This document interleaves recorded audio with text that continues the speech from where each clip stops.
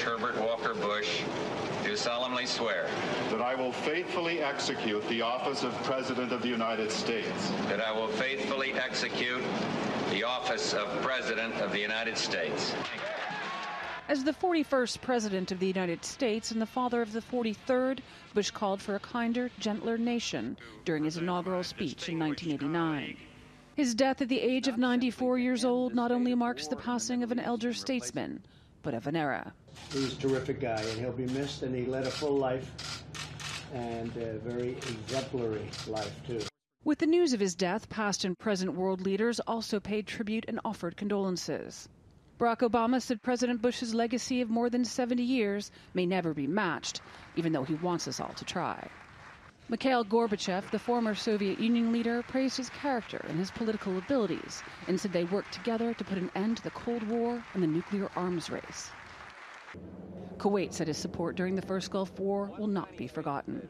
Bush is the last World War II veteran to serve as president. At 18 years old, he signed up for the Navy and served as the youngest pilot in the Pacific. A submarine crew rescued him after he was shot down 2 years later.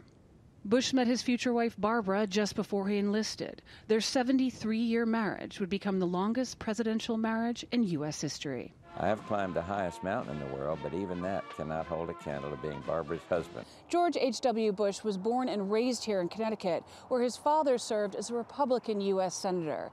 He came from a wealthy background, but his parents stressed modesty and emphasized public service. He went on to serve in the House of Representatives as the U.S. ambassador to the UN, the director of the CIA, and then as Ronald Reagan's vice president for 2 terms before becoming president himself. So you're the president? Yeah, prove it with my driver's license. Later in life, Bush would often celebrate his birthday by skydiving. Don't just sit around watching TV, talking to it. Get out there and realize at 80 years old you still got a life. President George H.W. Bush will be laid to rest alongside his wife and daughter Robin in Texas on the grounds of his presidential library. Courtney Kealy, TRT World, Connecticut.